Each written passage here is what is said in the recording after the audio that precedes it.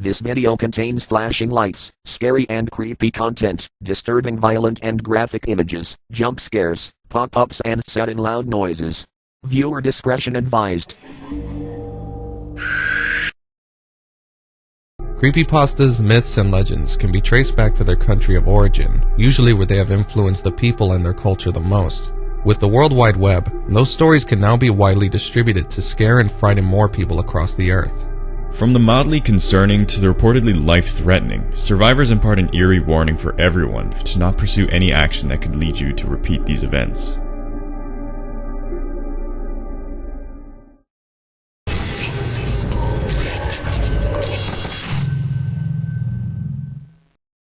Coin locker baby. Everything in life of one particular Japanese woman was going swimmingly. She was young, single, and at the beginning of a great career. She couldn't have expected things to get better, but to her surprise, they did. She was courted by a handsome man, and the two were instantly smitten, falling in love and dating immediately. Those were the best times for her, but it would all come to a sudden unfortunate end. It had been a while since she experienced cramps and bleeding, so she feared the worst. She was pregnant, and had been for some time. When she explained this to her boyfriend, he flew into a rage and disowned both her and the unborn child, leaving them both all alone. The woman, far too inexperienced to deal with the prospect of raising a baby on her own, and the idea of telling her friends or family scared her to death. They would never understand that it was a mistake. They would shame her and refuse to help, and would say it was all her fault, just like her boyfriend had said. It would all have to be kept hidden. She bought baggy clothes and concealed her belly as best as she could. Anyone who pointed it out would hear the excuse that she was simply putting on weight. No one questioned this, and she was not the sort of person to get into any trouble. Like that, after 9 months of lies and evasion, it was time to give birth. Not wanting to go to the hospital, she gave birth in her own room to a small baby boy. This sight did not overwhelm her with joy. It only made her dread what she would have to do to be rid of it. The following morning, she put the baby inside of a carrier bag and headed out from her home. The traffic was so loud, and the bag padded enough to keep its screams and wails hidden as she made a beeline for the local train station. The long row of transit lockers caught her eye, and the idea hit her. She found an empty unlocked door, stashed the bag inside and shut it tight. "I'm sorry," she whispered to the crying child. "I'm sorry." As she left, she was afraid people would hear her, but no one did. Her fear faded with every step out of the station and down the street, and over the years, so too did her memory. It wasn't something she or most people would wish to remember, and so she didn't. It was a long time before she set foot inside that station again, and still didn't recall what had been done. As she strode across the floor to her platform, she noticed a young boy crying against one of the lockers, his face covered against his arm. He seemed all alone and in great distress. No one was near to comfort him. They simply ignored the child. She changed direction and stopped behind the boy, resting a hand on his shoulder as he sobbed. "What's wrong? Are you lost?" she asked, to no reply. "Where's your mother?" The boy's tears suddenly stopped, and his cries faded. Slowly he turned back to her, and she saw his eyes were enraged, piercing her very soul. "It's you!" he shouted. She remembered everything, and just as quick, knew no more. Many years later, the station underwent major renovations to improve congestion, allowing the staff to finally clean out the unclaimed lockers and their contents. Upon opening one of them, they pulled out a rather heavy travel bag that looked like it had remained unopened for a very long time. It stank to high heaven. When they opened it, they were greeted with a grisly sight: the skeletal remains of a little baby boy, nestled close to its decaying mother.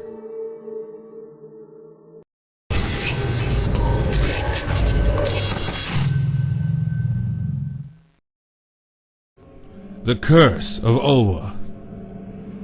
Owa lived her life as a dedicated wife to an adulterous and terrible husband, confident that she could raise their infant properly and with support. However, Shitai, her husband, had other plans in mind for the rest of his life. Shitai had long since coveted and seduced a mistress whom he planned to marry one day. The only thing that stood in his way was Owa, his wife. Till death, he figured, and slipped poison into her drinking cup mere hours after she had birthed their child. The poison was fast-acting and caused her hair to fall from her scalp. Her eyes bulged in their sockets, her mouth blackened from the terrible drug, but she knew. She always knew. She always knew. It was only a matter of time, Before perishing, she took her final revenge on him and slaughtered their newborn infant as it cried in its crib. Shitai hardly batted an eye, leaving behind the old life and entered the new. But he soon came to realize that it was at a much higher cost than he anticipated. Everywhere he went, without fail, he would see her. Owa, her face bitter and spiteful, hissed and jeered at him, seemingly in every direction. Her outrage at the circumstances of her life's end at his hands was shouted through his mind for much time that followed. In his private gardens, he would even witness Owa wailing loudly over the corpses of her dead child. Stoic and determined, Shitai continued with the courtship, and before long his mistress was set to become his wife. As they were to exchange kisses at the altar, Shitai drew back the veil of his blushing bride, but instead revealed the ugly, snarling face of his former partner. So shocked was he at this appearance that he reacted by cutting her head clean off its shoulders. Shitai realized only too late as the congregation moved in closer, he had not succeeded in killing the ghost of Owa, but in murdering his wife-to-be.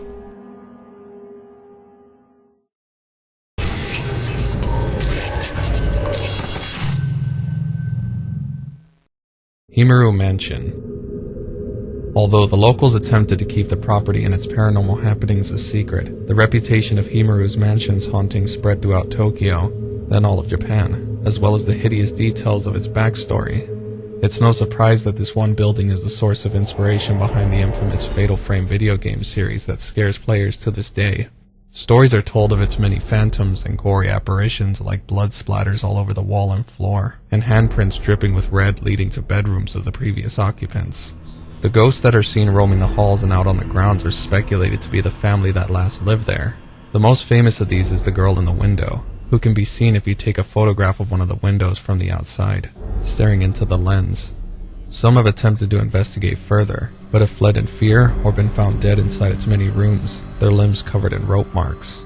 A few who decided to scour the vast underground passageway beneath the property suffered a worse fate, ripped and slashed beyond recognition. At least 7 of these reported deaths have still remained unsolved. Despite this, rumors abound pertaining to just how this one mansion became the site of such a terrific haunting. It's said that the Himuro family who lived there lived very ritualistic lives, practicing ancient rites such as the strangling ritual. They believed that a portal world would open in the courtyard and rain negative karma down upon their house, and so countered this horrific prophecy by sacrificing a pure young girl referred to as the Rope Shrine Maiden. She would be raised in secret, kept in isolation within the mansion and away from the world, for any exposure would render her unfit for the ritual. This would occur every 50 years, and when practiced, they would bind her, drag her to the getaway's predicted location, tie her arms and legs to 4 oxen, and have them tear her limb from limb by pulling in opposite directions. The blood-stained ropes would be left behind to seal the portal for another half-century. However, as the ritual was approaching, one of the Rope Shrine Maidens spied a boy out the window walking past the fence. She became instantly infuriated with him, and as consequence, meant that the sacrifice would no longer work with her. The sacrifice went ahead, but did not work. The family panicked and argued amongst themselves as to the next course of action to rid themselves of the curse, but the head of the family knew he had the only solution.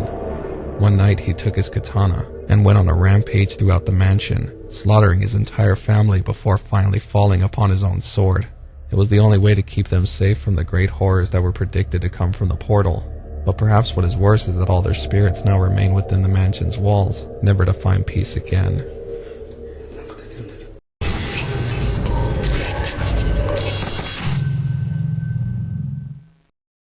Ohaguro Bettari. By far one of the least violent additions to this list, the yokai Ohaguro Bettari is often seen hanging around shrines and temples at twilight, appearing from behind to be a newlywed bride or beautiful woman in a kimono. She beckons over single men and seduces them with their wives. The victims are blissfully unaware of anything out of the ordinary until she turns and upturns her veil. Beneath the brim lies an ugly, featureless face caked in heavy white makeup. Only dark red lips exist there, parted and smiling, revealing deep black teeth. She then cackles loudly at the horrified man she has lured, who has most likely started to flee. Some even suspect that at times she may appear in the homes of men who have brought her back without realizing their folly. To anyone who encounters her there, she is said to disguise herself as the man's wife. although it is difficult to acquire legitimate reports of Ohaguro Bettari sightings. Most victims feel a great deal of shame and embarrassment at the encounter, and so keep their stories a secret. It is theorized that she could be a shapeshifter that likes to pull mean pranks by turning into Japanese badgers, foxes, or raccoon dogs. Others suggest she could be the spirit of an unmarried ugly woman, bitter of her lack of luck in the world of romance. There may also be a link to the Ohaguro trend of East Asia, which consists of teeth being artificially darkened and appearing non-existent. It's no mistake she has the name Ohaguro Bettari, which translates to nothing but blackened teeth. Regardless, all those who encounter her should feel lucky that the only casualty recorded at her hands has been pride.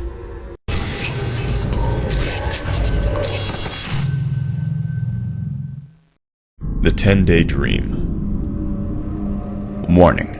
Upon hearing the details of this listing, you must follow the instructions included as its effects may take hold of you within 3 days. The 10-Day Dream is a series of sleeping visions that feature a reoccurring supernatural theme. In order to progress through every dream, you must perform the following actions whilst asleep to complete the cycle.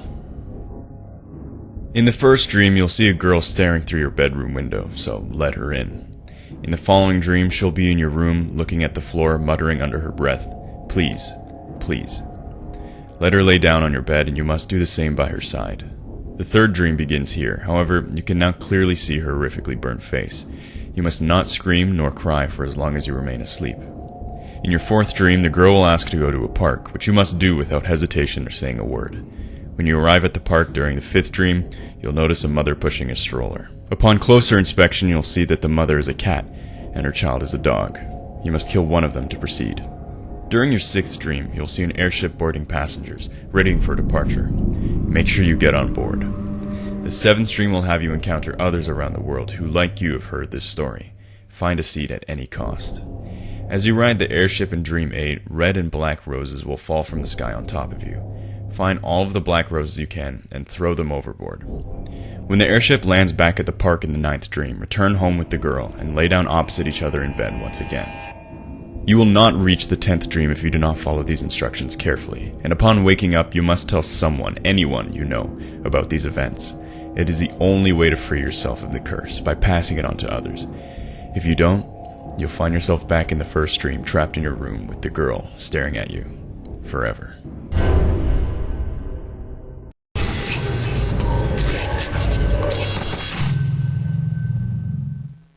White String. This creepypasta serves as a warning to any who wish to pierce their ears without professional help. It originated from a tale told to children in the 80s about a young girl who wanted a piercing, since all her friends were getting them at the time. She pleaded with her parents for a long time, since they kept adamantly refusing, but knowing how other girls would go against their parents' wishes anyway, gave in to her demands. They gave her money to go to the mall and get her lobes pierced. Feeling mischievous, the girl instead decided to pocket the money and went to a friend's house where she could get it done for free. They warmed the needle, punched the holes, and treated it carefully. It was painful, but in the end, a success. And the girl showed off her new earrings eagerly to anyone she could. A few days went by without incident, until one day in class the girl felt an itch where her piercing was. It was all she could do not to scratch until lunch, when she went into the bathroom and looked in the mirror. The skin around the lobe was red and swollen, causing her great distress. She could have sworn that her friend had taken great care to stop any infection. Looking closer, she saw what appeared to be a loop of string sticking out between the gap of her ring and the hole. She tugged at it, and to her horror, the strand grew longer, feeding out of her ear. Producing a pair of scissors from her bag, she held them up to her ear and cut the string. The world plunged into darkness. It took some time for her to realize that it wasn't the world that had gone dark, but that she simply couldn't see. After a thorough examination, The doctor informed her that she would now be blind for the rest of her life. That was no string you cut, he said. It was your optic nerve.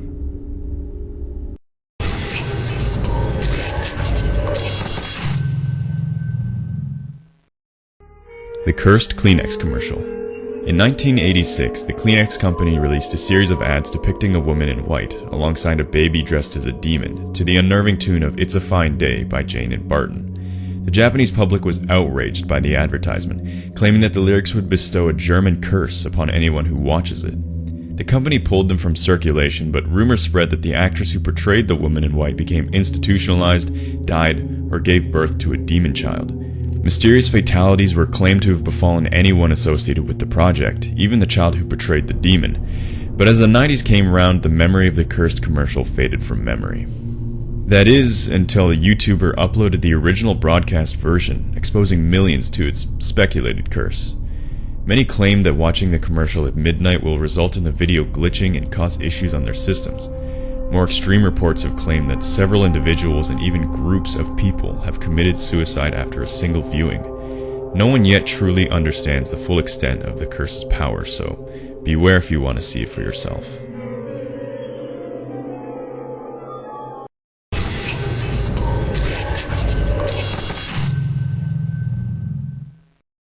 Dream School.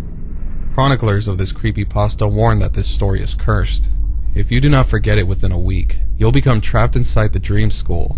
A young Japanese boy called Kei, upon falling asleep, found himself inside a school he did not recognize. It was night outside, and the halls were dark. Every door and window around him was locked, so he walked down the long corridor. He soon found that it led into a complete circle, despite never bending. The school was a maze, unbound by the laws of time and space, so he decided to deviate from the path. Finally, he was making progress. He moved through the art room, by the girls' toilet, out the music room, down a flight of stairs, and into another hallway. It seemed the school went on forever, and there was no way of knowing where you would find yourself. At that moment, Kei heard a rhythmic sound above him. When he looked up, he saw an enormous clock with a large swinging pendulum.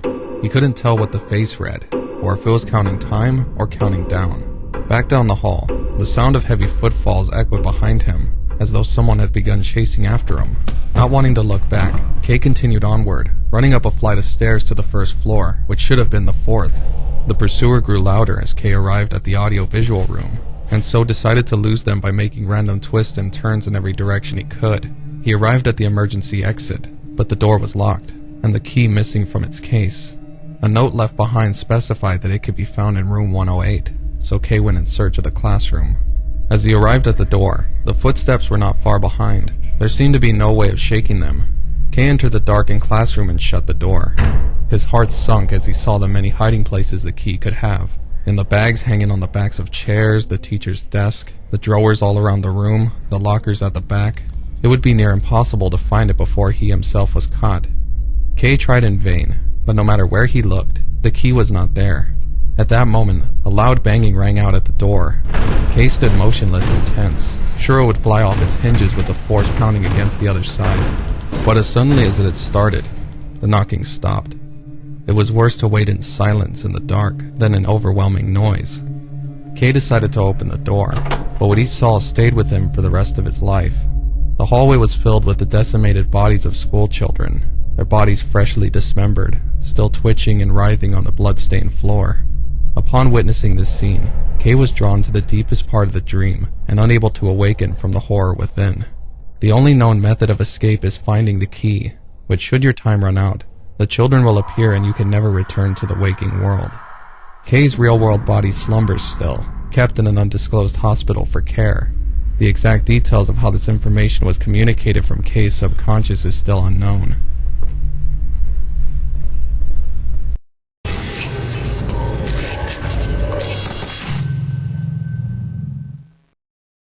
Akaname.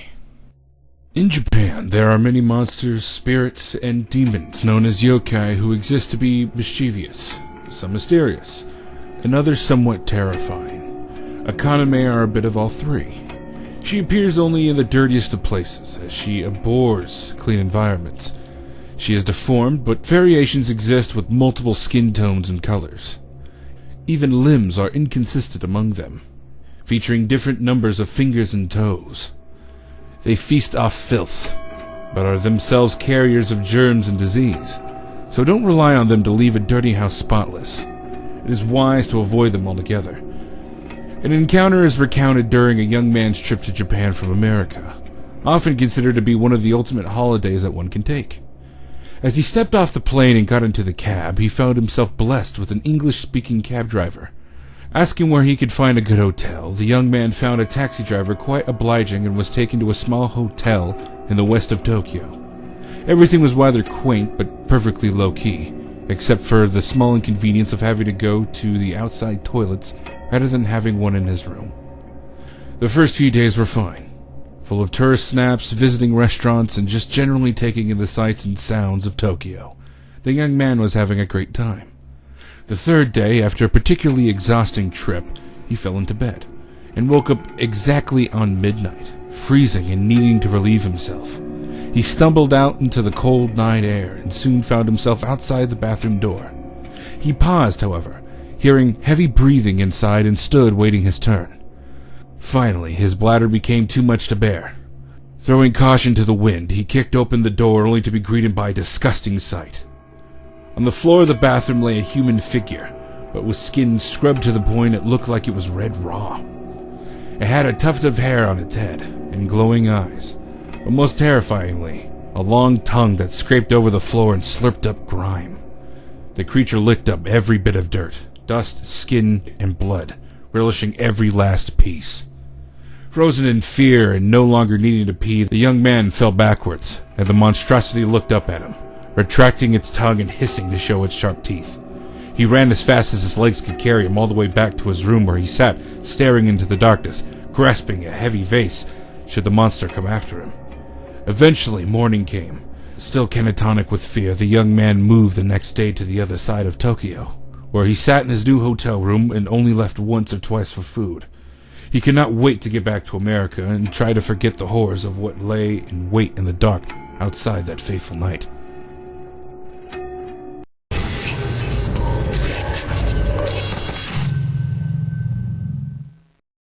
The Red Room. At the end of a long school day, two friends met as the rest of the students left for home. One of the boys began talking about the legend of the Red Room, but the other had no idea about it. According to his friend, some people who were browsing the internet were greeted with a pop-up message, and that those who closed it would die. At first, the boy thought his friend's story was silly. A pop-up that can kill you? Ludicrous, but he was intrigued nonetheless. When he arrived home, he searched for the Red Room online, but came up empty-handed. After checking other sites, suddenly it appeared. A blood-red pop-up with black text. The message read, "Do you like," but was cut off afterward. Tentatively, he decided to close it, and it went away with no negative consequences. But soon afterward, it reappeared. He closed it again and again, but it would always return, becoming more of a nuisance than life-threatening. At one point, however, the boy noticed that the text had changed. Now the full message was clear and was read aloud by a warped child's voice. "Do you like the Red Room?" His confusion turned to intrigue as a list of names began scrolling down the screen, all black text with a red background. He realized that this was a list of all the people who had died as a result of closing the pop-up, and at the bottom was the name of his friend. Fear overwhelmed him, and as soon as he felt a dark presence behind him, it was all too late. His school was greeted with the sad news 2 days later. Both boys had been found dead in their homes, having painted their rooms red with their own blood as part of a warped suicide pact. This creepypasta can be traced back to a flash video depicting these events that some believe is the inspiration behind the Sasebo slashing in 2004, where an 11-year-old girl slit the throat of a 12-year-old classmate with a box cutter. When police found her computer, the very first bookmark was that of the Red Room.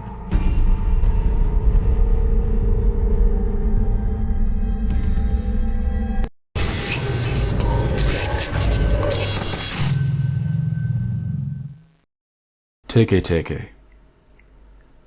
The variations on this haunting ghost's name are derived from the sound she makes as she walks on her hands towards her victims.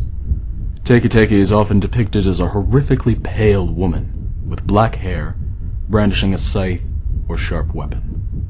But what makes her infamous is that she is missing the lower half of her body. Her spine and insides can be seen from behind, and long, bloody drag marks paint her path. She will only let you see her when she has selected you to be her target. And while escape may sound simple, Teke Teke is known to catch up to speeding vehicles in order to catch her prey. And once she has killed you, she will tear you in half and steal your legs, for however long they can serve her. Depending on the area you are from in Japan, the legend differs, with some accounts claiming that Teke Teke is sometimes a man, or that her victims become Teke Teke in her stead. However, while there are differences across encounters, all links originate from the death of one woman, Kashima Raiko. Soon after the end of World War II, the American military was stationed at several locations around Japan, including Mororan, Hokkaido. One soldier's eye caught sight of a beautiful Japanese office worker. He followed and then brutally raped her, leaving once he was finished. Distraught and devastated by the incident, she left home that night, deciding to take her own life. She found a bridge that overlooked the train line, figuring that if the fall didn't kill her, the next arrival would. She leapt over the railing, hit the ground, but didn't die. Instead, she laid unconscious halfway across the outside track. When the next train sliced her in half, due to the extreme cold, her blood thinned, and she was unable to bleed out. When she came round and saw the fate that befell her, she tried to crawl away to get help. The train attendant at the next station got a fright when he saw half a woman drag herself onto the platform, reaching out for him. Instead of seeking medical attention, all the attendant did was cover her in a plastic tarp, keeping her out of sight until she eventually passed away. This woman was Kashima Raiko. Upon hearing this story, you will be contacted by Teke Teke, either through a phone call or in a dream. She will pose 2 questions, which you must answer correctly, or else she will select you to die next. She will first ask you, do you need your legs? To which you must answer, I need them right now. Upon hearing that, she will question, who told you my story? And you must answer, Kashima Raiko. As her name, Ka-shi-ma Raiko, translates to mask, death, demon, ghost, and accident. Be warned, however, just because you have passed the test for now, does not mean she won't be back for you later.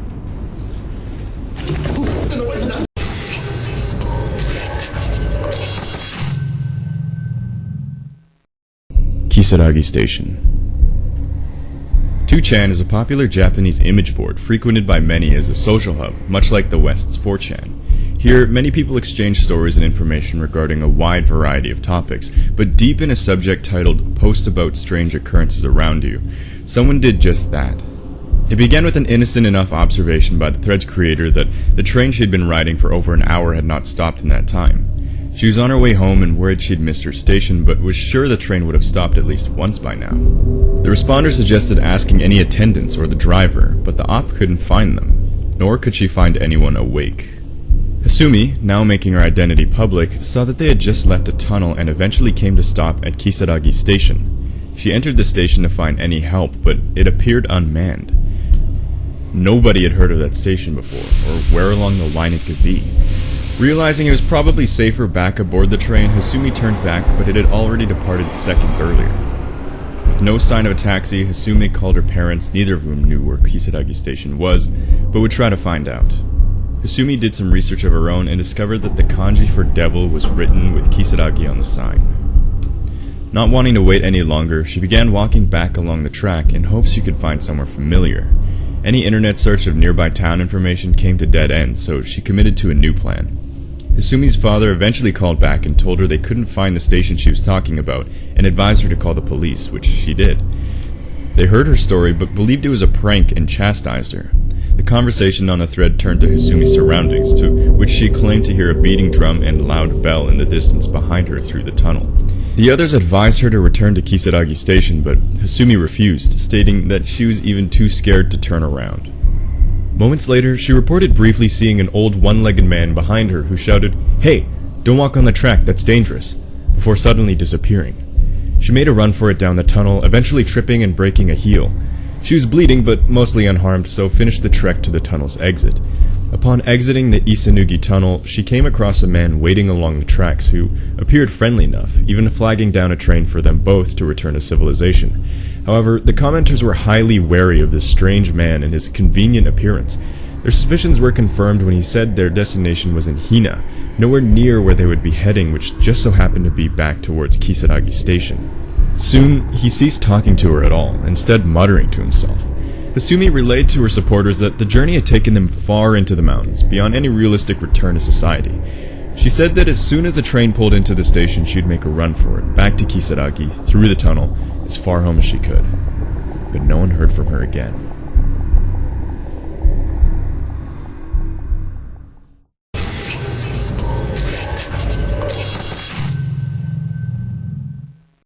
Kunekune. Somewhere out in the vast countryside, or open plains near the shore, you may spot a white wisp in the distance, swaying and bending. You'll most likely feel the urge to get a closer look. Don't.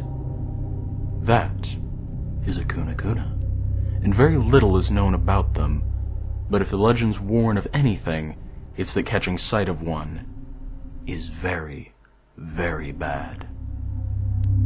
But stray any further towards it, gaze upon its form, and you'll be driven insane. Leave as soon as you can, lest you become another victim of its insidious trap. Most accounts of the Kunekune come from witnesses who saw someone else fall under the effects of the apparition. A father and son on the beach saw something out to sea, and when the father looked closer, he warned his boy to run home. When he arrived back, he told his grandfather the story, and the old man took off back to the beach. The father was still standing there, staring, unable to tear away his gaze. So bad was his trance that the grandfather had to knock him out to drag him off the sand. Another story of two brothers on a hillside sightseeing caught a glimpse of something they thought was a sheet fluttering in the breeze or a small cloud. When the older brother looked through his binoculars, he turned white and began muttering to himself, walking zombie-like back home. Both suffered from fits of insanity for the rest of their lives. So if you too spot a Kunekune out in the distance, turn around, walk away, and warn others of its presence. No matter the reason for its being there, the result destroys the minds of all who are curious to discover it.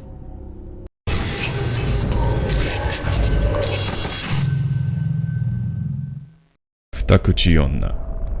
The two-mouthed woman is said to have one diminutive mouth on her face, but embedded in the back of her skull, hidden under her long hair, a second, much wider maw can be found, complete with lips, teeth, and tongue. Apparently cursed through some misdeed, the second mouth is ravenous and can continually eat food presented before it. The amount of control it exhibits over the woman it inhabits is limited, but can be expanded by causing great pain to the host and influencing her actions by whispering suggestions or barking orders. It is also able to manipulate the hair on her scalp by twisting it to knots and using them to grasp food and implements for eating. Two conflicting accounts exist to detail the first encounter with Futakuchi Onna. The first centers around a rich man who wanted a wife but was afraid one would cost too much to feed, as he liked to hoard his money. When a young beautiful woman took interest in him, she claimed that the best thing about her was that she ate very little and therefore he had found the perfect match. Things went well between the couple, except over time the miser noticed that the vast amounts of rice he kept stored were slowly being depleted. He decided to investigate one day, lying to his wife that he was going to work, but discovered the secret she'd been keeping from him this whole time. His wife entered the storeroom and he witnessed the gaping maw on the back of her head feasting greedily on his precious rice. When he confronted her about it, she attempted to kill him, but he escaped and fled to a hideaway for several weeks. After he returned from the mountains, he cautiously went home and found his stores empty and his wife missing. The second tale elaborates on her origins, centered around a husband whose wife died, leaving behind her daughter as well. The father married again, although the stepmother was far more terrible than her predecessor, promptly abusing the daughter in favor of her own. As they could hardly afford much, food was scarce, but the stepmother always fed her own daughter more than her husband's. After much neglect, the father was mourning the loss of his little girl who finally passed away. Grieved, he spent much time working, drowning those sorrows by maintaining the household. One day he was chopping firewood when his wife walked too close to him. He hit her in the back of the head during a backswing, but surprisingly she didn't die. The wound instead transformed over time into a large gaping mouth that grew its own tongue and teeth. She was overcome with agony every time the mouth didn't feed, and it soon learned to speak. It taunted both her and the husband, to whom it revealed his wife had allowed his daughter to die. Regardless of her beginnings, the two-mouthed woman is certainly someone you want to avoid.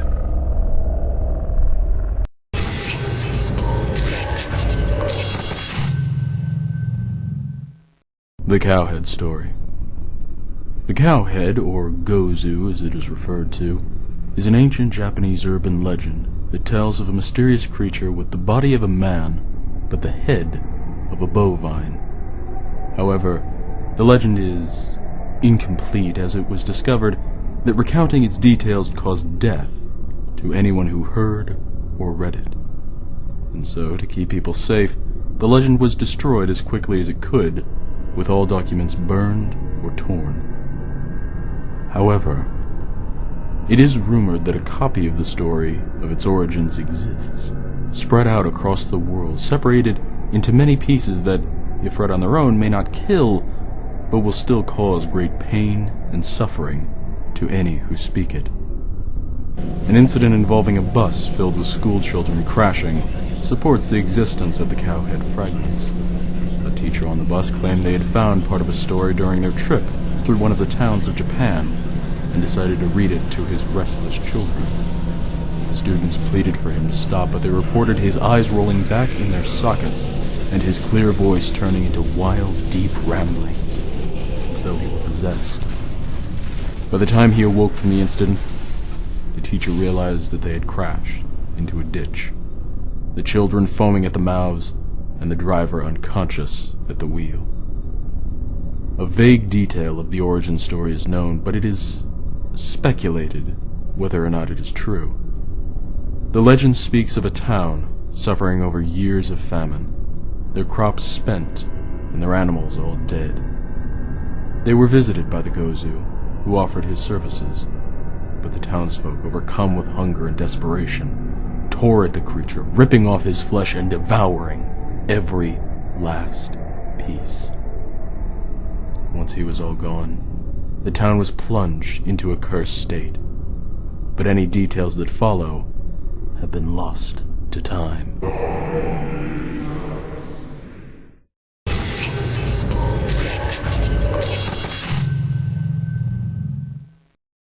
The Pale Man.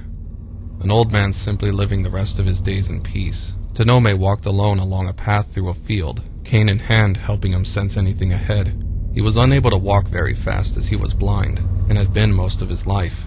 Without realizing, several figures leapt towards Akaname, mercilessly lynching the poor man to near death. His money gone, his cane broken, his soul battered.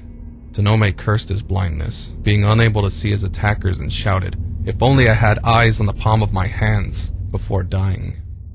As is part of the cultural belief in Japan, Akaname passed into the afterlife, tormented and enraged, and it was that incredible negative surge of emotion that returned him to the world of the living as the Pale Man.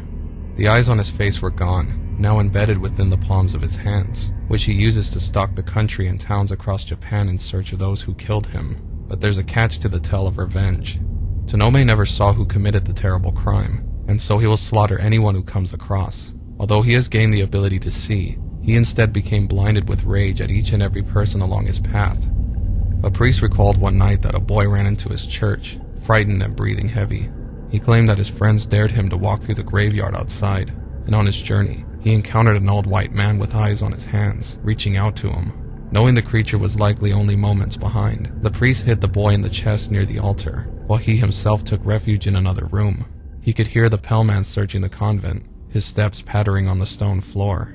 Minutes into the unnerving encounter, the priest heard a strange slurping sound, as though someone were sipping a drink from the cup. It ceased with a satisfied before the sound of the doors creaking open, then slamming shut, echoed through the building. The priest dared not move until daybreak, immediately checking on the boy. When he opened the chest, he was met with the empty flesh and skin of the child, still wearing its clothing, but completely empty within. The Pellman had sucked out his organs, his blood, and bones.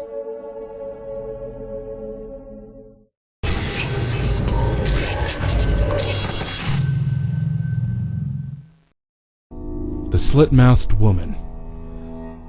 Kuchisakiyama had hoped to keep the affair a secret from her noble samurai husband, but once the discovery was made, the warrior burst into a rage. Knowing of her incredible betrayal, he sliced a permanent grin into her face and shouted, "Who will think you are beautiful now?" as she died from the blood loss. The first reported sightings of this Onryo, a damned spirit able to walk amongst and harm those of us in the mortal world, began in 1979. The public became fearful of a so-called monster woman who stalked the Nagasaki prefecture and areas close to where children would congregate.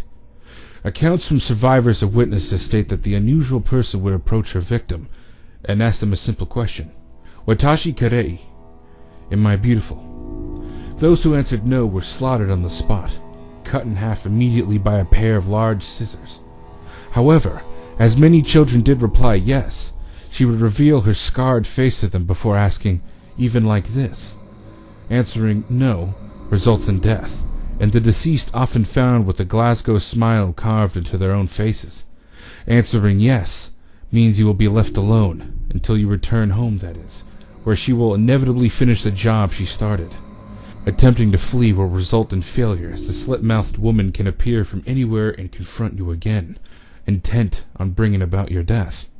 The only known method of properly countering her focus is to either answer her question of if she looks pretty, even like this, with so-so, which will confuse her long enough to return to safety.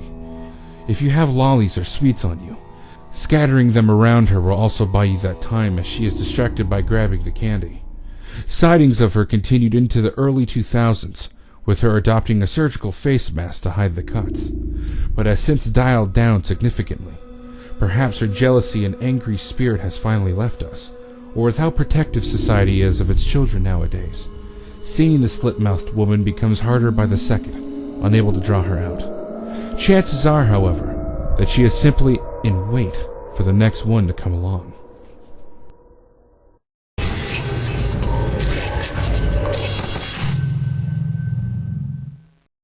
The Girl from the Gap. Have you ever felt like someone is watching you in your own home?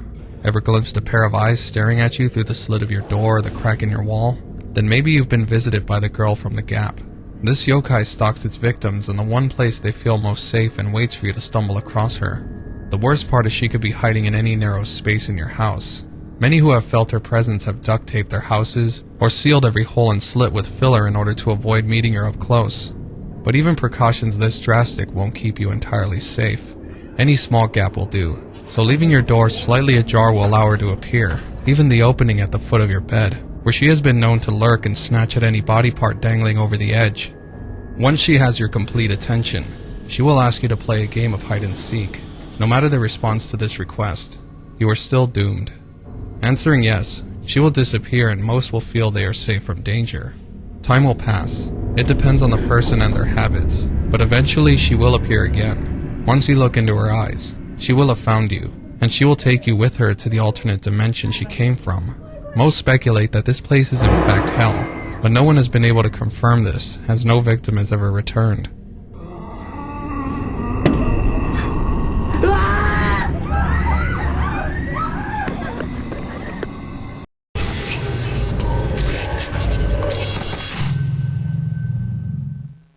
The Elevator Ritual.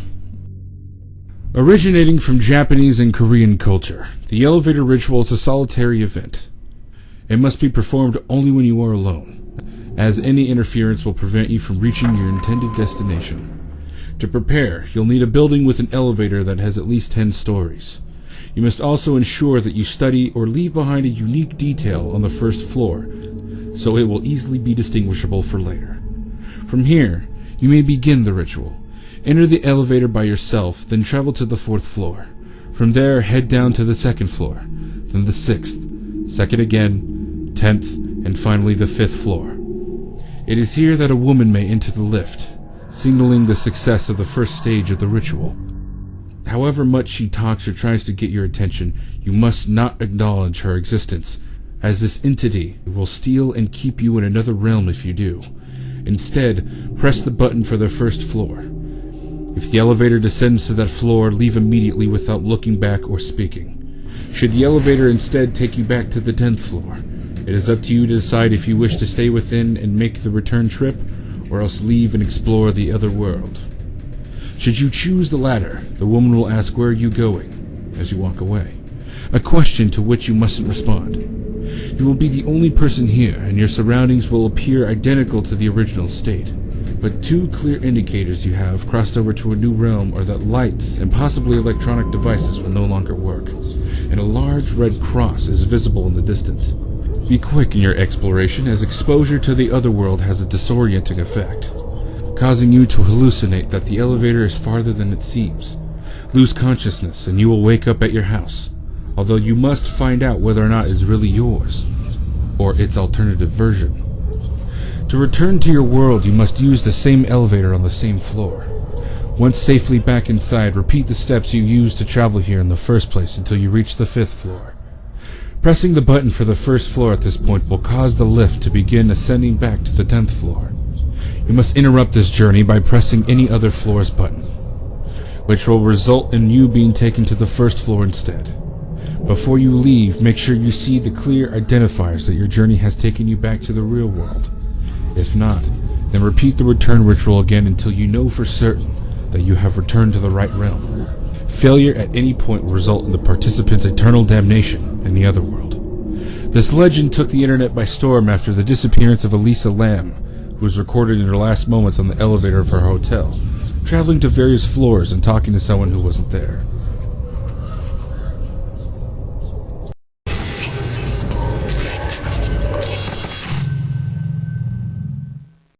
Hide and go seek, alone. Also known as one-man hide-and-seek or one-man tag, this ritual has a very strict set of instructions that must be followed if you want to initiate the game, as well as end it. Play at your own peril. To begin, you'll need the following items: a stuffable doll with movable limbs, a bag of rice, a sewing needle with crimson thread, a sharp-edged implement, knives, glass, scissors, or the like, a cup of natural salt water, and a hiding spot that has been purified with incense and ofuda, paper tags that are also used during exorcisms. To prepare for the game, remove the stuffing from the doll you have selected and replace it with the rice, which will draw spirits inside. Cut several fingernails, use only your own, and place them inside with the rice. Seal up the spirit with the crimson thread, and tie the doll with the rest of the string. Next, fill a bathtub with water, and then put your cup of salt water in the hiding place. To initiate the ritual, first give your doll a name, anything but your own. This will give you definitive control over it for when the time comes. At 3 a.m., speak to the doll that you are the first it 3 times. Take the doll to the bathroom and submerge it in the tub. Turn off all the lights in the house. Turn on a TV close by and return to your hiding place. Count to 10 with your eyes closed. Return to the bathroom with your weapon and speak, "I have found you," saying the doll's name, and then stab it without cutting the thread. Say aloud, "You are the next it," and the doll's name as you place it back in its original spot. As soon as you have done this, run back to your hiding place. The game has begun. And once it has started, you must see it through to the end, or else you risk dangerous consequences. Do not leave the house. Keep all lights off.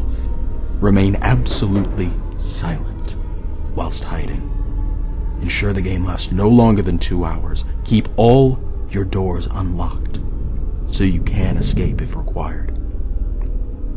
Ensure you can easily contact friends for assistance, and that anyone you share accommodation with is out for the night. Once you want the game to end, sip half the salt water and keep it in your mouth. If you do not do this before you leave your hiding place, there is a chance you will encounter something else in your house. To find out if it is there, keep an eye on the television for signs of its presence. You will need to take the salt water with you in one form or another to complete the ritual, so do not spit it out. Search for the doll, and once you find it, pour and spit the salt water all over the vessel. Declare, "I win," 3 times, and that is the end of the game. Dry and then burn the doll afterwards, and don't forget to dispose of the remains. Did you enjoy the video? Why not click the bell icon and subscribe to see more content from us at TatsTopVideos. And now let's see the creators of this video.